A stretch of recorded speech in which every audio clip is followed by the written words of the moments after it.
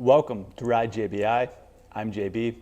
In this video, I'm going to show you how to remove the rear shock on the Kawasaki KX450 SR. Begin by removing the seat bolts with a 10mm socket.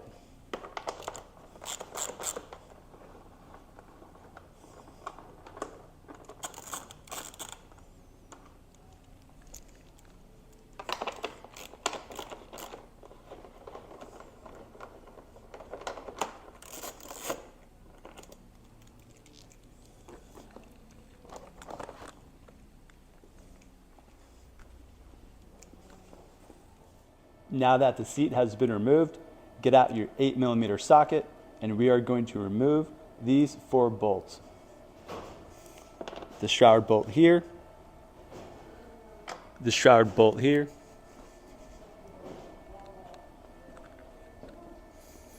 this one, and this one.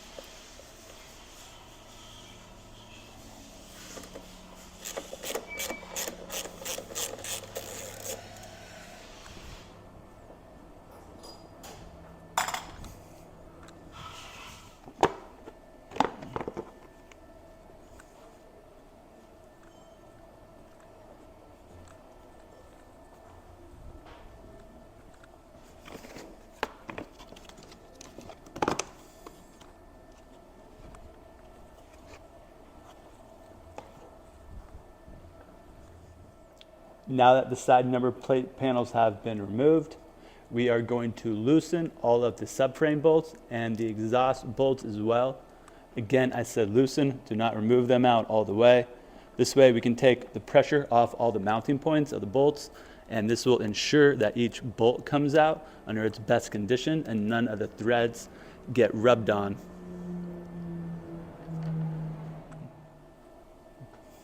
With a 10mm socket, we're going to loosen our top exhaust bolt.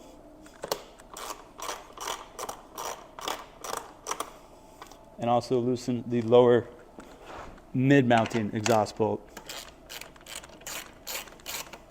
Next, we're going to get an Allen number 6 that will fit into our lower subframe bolt and also our upper subframe bolts right here.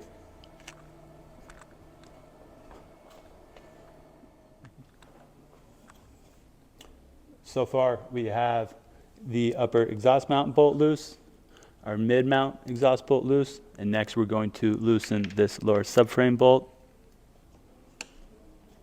and the upper subframe bolt, and do the same on the other side as well, here and there.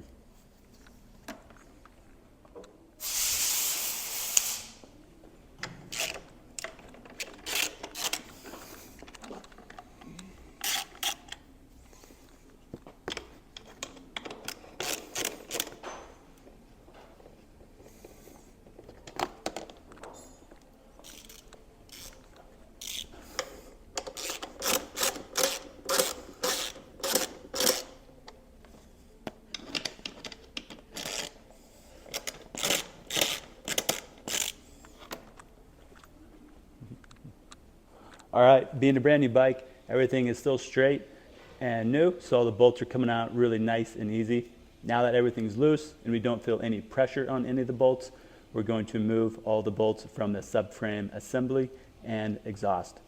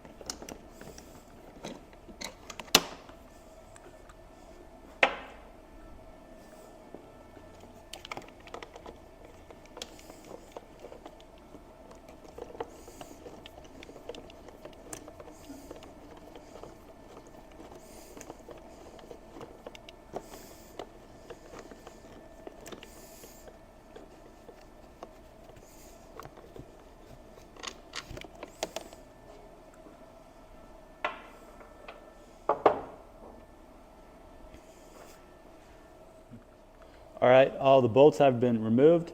The subframe is hanging loosely to the frame. It still hangs in place because a lot of the wiring that comes back helps hold it in place. One note is these stock subframe bolts are Allen number 6s. They're very prone to stripping out under high torque loads. So at Ride JBI, we remade them out of titanium and use a Torx 45. This is a very common upgrade we do for all the Kawasaki's that come through here. Definitely something worth checking out. Not much money. Keep your subframe bolts from going loose, and they look pretty badass too. All right, guys, now it is time to loosen the upper shock bolt. That is a 14mm nut. I like to use a 14mm socket on an extension, and that's going to locate right up on there, and we're going to loosen that up.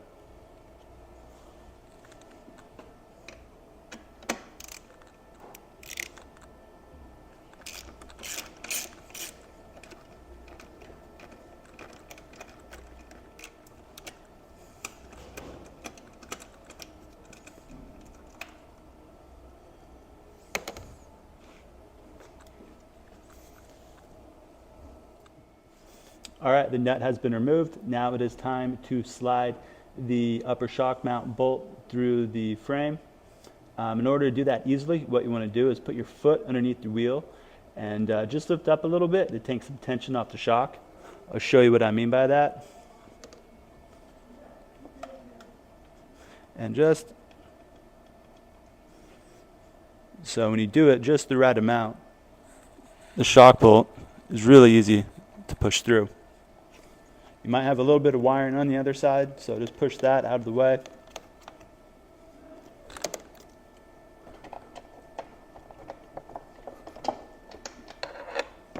And here is your shock. So next we're going to move the lower bolt and pull our shock absorber out. All right, here's a look at our setup. The upper shock bolt has been removed. The shock is just kind of sitting in that position now. And now we're going to remove the lower shock mount bolt. To do that, we're going to get a 17mm socket on an extension and remove this bottom nut.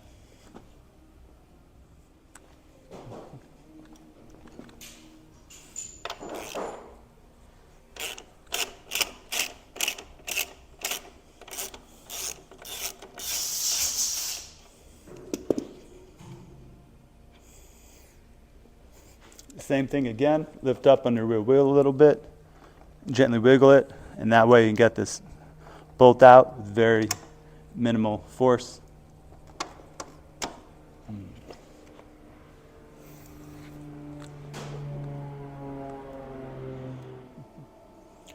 All right, now it is time to jiggle the subframe out of the way and lift the shock up and out through the side.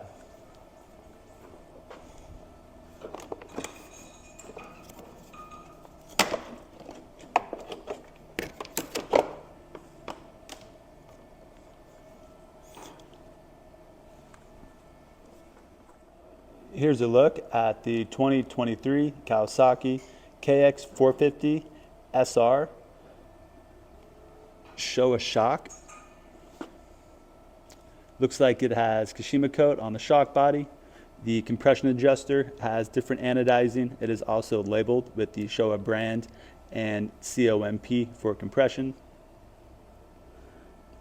Looks like the bumper cup and the rebound clicker assembly has also been anodized black, and the rebound clicker housing has been anodized green. Again, the signature Showa has been laser etched into it along with the rebound clicker as well. Looks like similar componentry in terms of still a 16mm shaft, same bumper. Looks like same spring rate, same spring. That's not a bad thing by any means.